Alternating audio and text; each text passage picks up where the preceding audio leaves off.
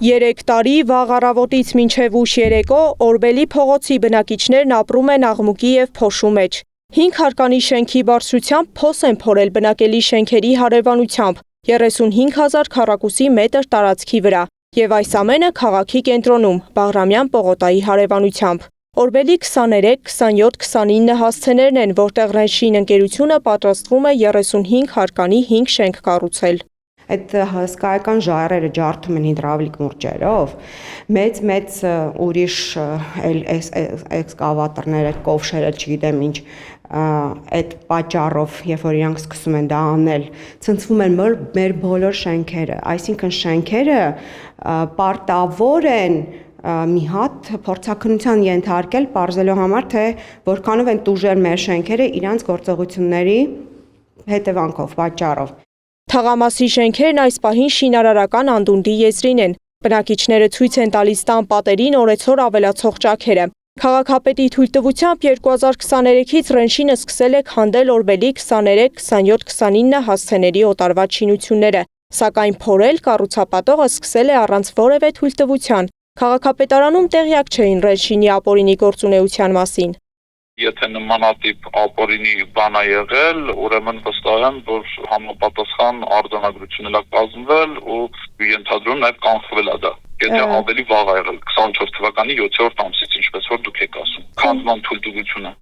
Այդ ընթացքում որևէ իրավական գործընթաց չի եղել տուգանքից բացի։ Մինչդեռ շինարարական հատուկ ծրագրերի վարչությունից պնդում են, տուգանքին զուգահեռ պետք է կասեցման գործընթաց լիներ։ Բնակիչներն ապօրինի աշխատանքների կասեցման համար 2024-ից ի վեր դիմում են տարբեր պետական մարմինների, ստանում անորոշ պատասխաններ։ Զվահում են այդ պատասխանը կամ չեն ուղարկում, կամ հա կուղարկենք եւ այլն, մենք տուգանել ենք եւ դուք տուգանել եք ժողովուրդ, ասենք թե տուգանել եք։ 1, 2, 3, 4 այդ ինչքան պիտի տուգանեք, մինչև կասեցնեք ապօրինի շինարարությունը, չէ՞ որ մինչև 25 թիվը 2 տարի իրանք ապօրինի շինարարություն են արել քաղաքի կենտրոնում, սա չլսված բան է։ Բնակիչները հանգիստ չունեն անգամ երեկոյան, երբ աշխատանքից տուն են գալիս։ Շինաշխատանքները շարունակվում են գրեթե մինչև կեսգիշեր։ Հաշվի չի առնվում ոչ աշխատանքային ժամեր, ոչ տոնօրեր։ Տոնօրերին մինչև ժամը 11-12-ը գիշերվա նույնիսկ իրանք աշխատում են։ Զանգում եմ քաղաքապետարան, ասում է, ես չգիտեմ ինչի, սա նորություն է երևի Հայաստանի Հանրապետության համար, ես այս օրենքը չէի լսել, որ գիտեք, ուրեմն իրավունք ունեն աշխատելու մինչև գիշերը 11-ը, ոնց թե, այսինքն ստացվում է, որ եթե մարդը ժամը 6-ին 7-ին գործից հոգնած տունն է գալի, ուզում է իր դիվանին պարկի, ինչ-որ հեռուստացույց նայի, դրա հնարավորությունը չունի։ Քաղաքապետարանում Ռենշինի աշխատանքային ժամերի մասին նույնպես տեղյակ չէին, չգիտեին նաև, որ թույլատրելի ժամերը խախտվում են։ Եթե արդյունքում ժամ խախտված կլինի, համապատասխան արձանագրություն կկազմեն։ Ժամերը քանիսից քանիսն են նախատեսվում, պարոն Վարդազարյան, այսինքն առավոտյան քանիսից։ Աշխատանքային ժամերի մասին է խոսքը գնում, աշխատանքային օրերից առավոտյան 9-ից մինչև երեկոյան 6-ը։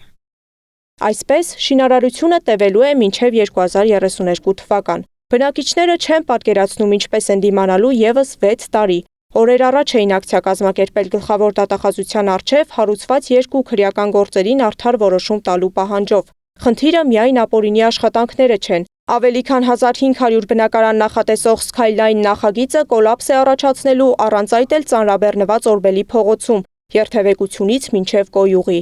Այդ որ ուղեղն է այդպես տրամաբանն է, որ կարող են այդտեղ այդ ծավալի շինարարություն կատարել եւ ապահովեն տրանսպորտային միջոցների խոսքը այն ամենամինիմալ թողունակությունն է։ Ինչ հաշվարկ են կատարել, ով է այդ հաշվարկները կատարել։ Եվ ինչպես են դա ներկայացրել, ում են ներկայացրել։ Վերջապես եթե մենք բնակիչներն ենք, մենք կուրսիկ չենք, ում են դրանք այդ քննարկումը կատարել։ Բնակիչները հիշում են 35,000 քառակուսի մետր տարածքում սպայական հոսպիտալի շուրջը այգի էր, որը հատվեց փորելուց առաջ։ Քաղաքապետարանում ասում են տարածքը մասնավորինն էր եւ մասնավորն ինքն էր որոշողը ինչ կանի ծառերի հետ։ Հույս ունեն կառուցապատողը կկոմպենսացնի։ Մասնավոր Ռենշին ընկերությունը ըստ մամուլում տարածված տեղեկությունների անմիջական կապ ունի Հայաստանի փոխվարչապետ Մահեր Գրիգորյանի հետ։ Հենց նրա հովանավորչությամբ է Ռենշին ընկերությունը հաջողություններ գրանցում կառուցապատման ոլորտում։ Փաստերի ստուգման հարթակն իր հոդվածում նշել է, որ այդ առնչությունը փոխվարչապետի գրասենյակը չի հերքել։ Սեդա Գյուրեղյան, Տարոն Ղանդիլյան, Նոնա Գևորգյան, ABC Media։